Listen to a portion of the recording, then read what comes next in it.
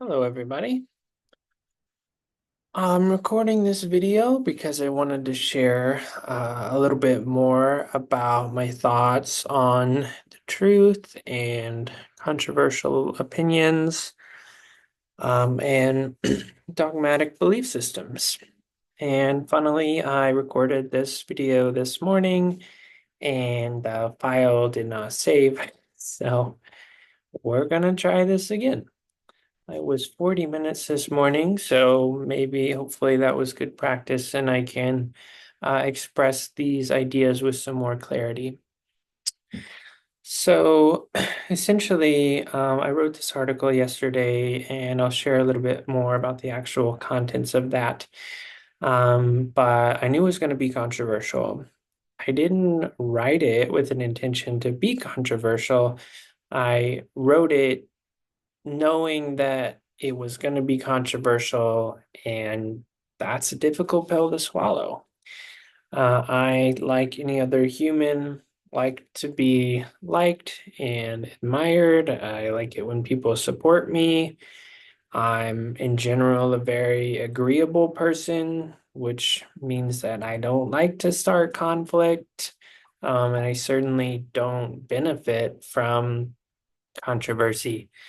I mean, I have a lot of online followers, but I'm not really necessarily like looking to start a controversy to grow my following or to sell something. I just share my thoughts because I'm trying to grow my therapy practice. And so my content creation is what I know, right? So in general, I talk about spirituality and psychedelics. And I wrote this article about the political divide and maybe how we can move forward and heal that. And it was controversial because of the fact that I kind of called out two separate ideological groups. And my point was not like to call out this group or this group or this is wrong or this is wrong. The point was essentially that when this group is so rigid in their belief systems and this one is so rigid in their belief systems and they can't talk to one another, that's a problem. And then what if, instead we had openness and honesty and communication between those two groups and we could find some mutual truth. So my solution was a spiritual worldview because this spiritual worldview does not prescribe to a particular dogma or set of beliefs. It's just something that is open and compassionate, and really seeks to understand and see the other as a human that suffers and loves and feels all the human emotions, and for all parties to be open and willing to engage in a dialogue where people can collectively gain access to the truth. But regardless, somebody ended up upset in the comment section. And then I shared it with my partner, my fiance, and she ended up kind of upset. And then I ended up upset. And I was reflecting on it, and I'm like, well, I guess, the truth can upset people, and I'm one of them. And the truth is often cold and jarring and upsetting. It's not warm and welcoming and friendly all the time. Which is not to say, that I have access to big T objective truth, because I don't, but I do have my own truth, and I can say that. And that's because I have a relationship with truth. And I personally, decided, I would say maybe about, excuse me, 8 years ago, more formally, to really try as hard as I could to tell the truth both to myself and others, and to avoid lying at all costs. And I have fought very hard to uphold the truth in my life. And that's great because it's really helped me to establish this strong relationship with myself. And oftentimes, that's a struggle for me as well, because what if I believe something and then it turns out I'm wrong, and then I have to rebuild my worldview? Well, that's a tough thing for me to do as well. So I've dedicated myself to finding my own truth and to speaking my own truth in spite of the consequences. And I've paid a lot of consequences. Um, so, the biggest example I would probably say is when I was living in Maryland. I was working for the University of Maryland, and I came there to get more experience so that I could get my clinical psychology PhD. And I decided also about 8 years ago that I wanted to go for that clinical psychology PhD because I viewed it as the highest level of training and knowledge and expertise that psychology had to offer.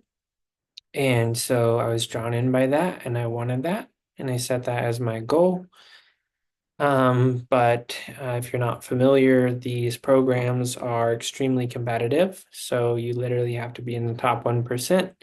I would say on average, like any given PhD program can take 5 students, and then usually about 500 people apply. So do the math, you got to be that top 1%. And then you got to do the program for like usually at least 6 years.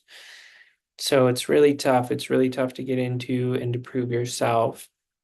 So I got my bachelor's degree and then ended up getting a job with the University of Maryland to work on this research trial and get more experience that was going to help make me competitive for this PhD application process. And, I was made to feel by my supervisors, my boss, that, if I did and said all the right things for them, that they had the right connections, they could make the recommendations to get me into a PhD program. So they waved this golden ticket in front of my face of like, oh, yeah, we can get you in as long as you do and say what we need you to do. And so for the most part, I did that. I did a good job. I worked super hard. I was good at what I did. Um, but during the time that I was working there, the COVID pandemic started, and that pressured us. It put us behind our timelines and created more stress around meeting our milestones to continue to get funded. And so there was a lot of pressure that was put on me, and that created certain scenarios where I was asked to do things that I believe were unsafe, and also things that I believe, were very objectively unethical, uh, and that I was not willing to do. And so I had a 1 year contract. It was assumed that I would just I would renew my contract for the next year. And when I was asked to, I said, no, I can't do it because I really didn't feel comfortable with the things that I was being asked to do, and the lies that I was being asked to participate in. And I knew that, many people have climbed their way to the top of a competitive ladder by being willing to lie or, compromise maybe their integrity or their morals or their ethics to get ahead. And I know that people that have came before me were willing to do that, and and I wasn't. And so I gave a 5 weeks notice, which is a long notice. That was really tough, but I wanted to end on a good note and really do my job. And so I gave my notice, and then I returned back home to Hot Springs, Arkansas, my hometown, after that because I didn't have a job or anything to do. I didn't know what my next move was, and things actually got incredibly more difficult after that. And so over the course of the next year, I really struggled. I worked roofing jobs, built a fence. I dealt cards for a while at a casino and working night shift, and that was not something that was in alignment with my values, so I stopped. But I applied to 30 or 40 different other research coordinator jobs and couldn't get one. And eventually, after a lot of struggle and soul searching, came to Fort Collins, Colorado, where I now live, and I immediately fell in love with it and said, this is the right place for me. And because I moved here, I met my partner, now Shannon, and we had a baby together who is the most beautiful, joyful, bright soul that I've ever seen. And I have two amazingly bright and talented and kind stepchildren. So I definitely now have this amazing family and live in this amazing place. And life is not without its challenges, but I would have never been here. I probably would be in Chicago doing a PhD in a field that I'm not actually interested in, if I would have been willing to, lie my way to the top. And so I guess, my point in all that is that that is my level of dedication to truth over anything else, right? I'm not being self-serving. I am willing to let go of something that I spent a really long time and a lot of time and energy and effort pursuing, um, for the sake of living my truth and my integrity. And I don't think there's really anything more important than that. And I realize also that not everybody always has that ability. They don't have that privilege. Sometimes people have to do what they have to do to, you know, um, keep the peace and keep their job and keep food and money, on their table. I personally have the ability to be a little bit more vocal, because of the way that I've set my life up and the fact that I've been dedicated to, living what I believe to be my truth for a long time. But, pretty much every time that I've gone out and spoken, what I believe to be my truth, I pay for that. There's consequences, and it's tough, and it does take courage and strength, and I don't expect to be rewarded for that. But I do it because it's what I feel is the right thing to do and because it's important.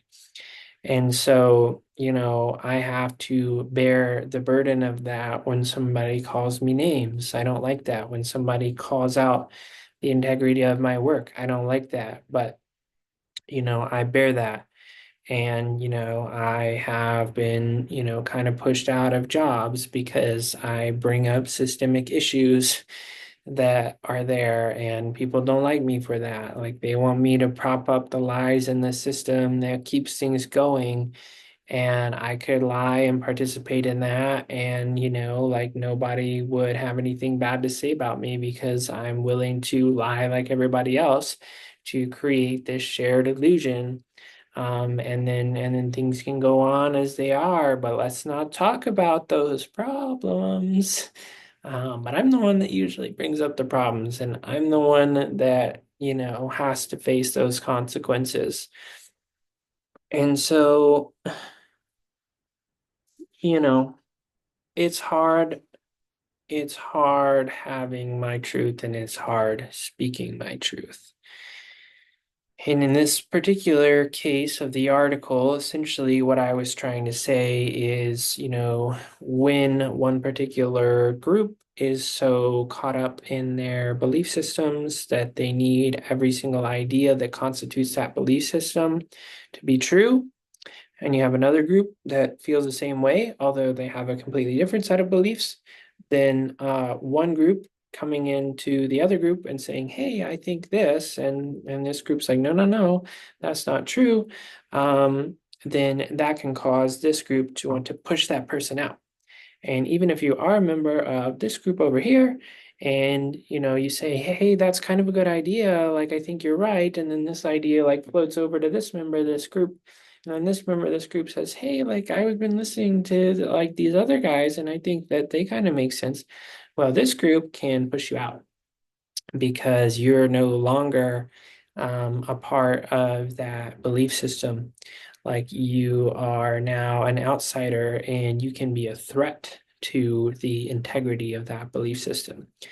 Because any belief system that relies on a rigid dogma to all of the claims and ideas in that belief system can be brought down if just one idea is threatened.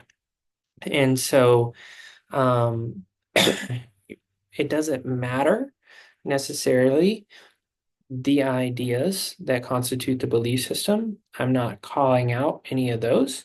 What I'm calling out is the structure that contains the ideas that does not allow for any flexibility, any conversation, any uh, morphing, let's say, of the belief system other than what the belief system already believes and adding to that and deepening that. But any contradictory claim or any claim that would be outside of that particular belief system can be threatening. So then, if you are, let's say, a member of one particular belief system and somebody else comes in with an alternative viewpoint, then you maybe want to get rid of them in whatever way that might be, because if you accept what they're saying, then you can be forced out of your own belief system and left wondering what the hell to do with your life and maybe losing your friends, your family, your job, etc. So it's a very hard thing to do to take what people are saying to heart and to evaluate each claim that comes up on its own individual merits. And it's especially hard to generate your own belief system from scratch. And so that's what religions have offered in the past, is basically a manual and a guidebook and a way of saying, these are the exact things that you need to believe. And this is what happens if you believe them. Like, this is the exact action that you need to take. Go to church, get baptized, whatever. This is what you do when you mess up. You confess or whatever. And then if you agree to all that, then you get to go to heaven. Yay. If you don't, then you go to hell. And that really sucks. And again, I'm not saying anything about whether that particular belief system is right or wrong, just that it has these particular elements that constitute the ideas and the structure. And somebody, can come in and say, yeah, I think that's pretty good. And yeah, I'm willing to believe all of those things. And then it's quite easy because if you don't understand, you just ask somebody who understands more, somebody higher up in the belief system, what about this? And then they tell you because they know. But the issue therein arises when there is a piece of information that is contradictory. And so, the way that I've seen it is that religion has offered a belief system that is very concrete and easy to understand. However, people have discovered that religion has flaws. Not because of God, in my estimation, but because of people and the rigidity of belief systems. And for example, if I prescribe to a certain religion that says that it's wrong to be gay, and then I have a daughter and she comes out as gay, maybe it's easier for me to shun her and say that she's wrong and going to hell than it is for me to completely reconceptualize my belief system because of this one particular threat to it, that's very close and personal. Um, So, as a result of those kind of flaws and the harms and the damages that people prescribed to religious dogmas have enacted on others, and then things like the church's sexual assault against many young people, people have stepped away from religion. So I think a lot of older generation folks are so set in their religious framework, and a lot of younger people that haven't, like necessarily gone by that belief system for their entire life, they come up and they say, "Hey, like I see that there's all these problems with this religious framework." And then they adopt a different belief system. They have to find something else to guide them through life. But that can often come in the form of an ideology. You find another belief system and it lays out, this is what we believe, and if you don't believe that, then you're wrong. And then people prescribe to that. And then I think that has taken hold very deeply.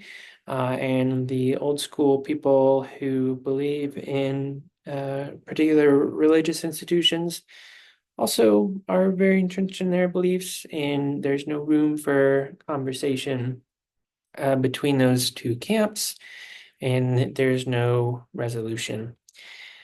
And I think that has been what has contributed very much to the current political divides that we're seeing in the United States right now, and possibly in other countries. And, people say all the time, we're more divided than ever. It's really hard to talk about this stuff. And I think that that's kind of why, is that there's no sort of central, non-dogmatic force that can say, "Hey, I hear what you're saying. In my experience, I tend to agree with these things, but when you talk about this other thing, that kind of feels not right or not accurate to me." And if I say that, and then another person's like, "Yeah, you know what? Like when you say it like that, I kind of understand. I mean, I guess I've always thought about it this way." And then, people go back and forth. And this like one person has a different viewpoint, another person has an alternative viewpoint, but they each like have one hand on a different part of what is the larger elephant. And if we can come together and bring all these viewpoints together, then we can have a look at, what is the greater truth. And so, I think that is desperately needed right now. I think that having honest and open dialogue where we can see each other for the human that is on the other side of the table. If we can see their suffering, if we can see their heart and their compassion and their good nature, and we can seek to understand them rather than demonize them as a member of the outgroup, then we can start to come together, and we can put aside our differences, and we can find a path forward instead of crumbling from the inside out. So, that is why I say what I say, because I'm worried about where things are heading, and I'm willing to contribute my own perspective despite the consequences. I don't particularly care to like follow this line of reasoning or make it my brand or whatever, because like I'm not trying to get involved in that.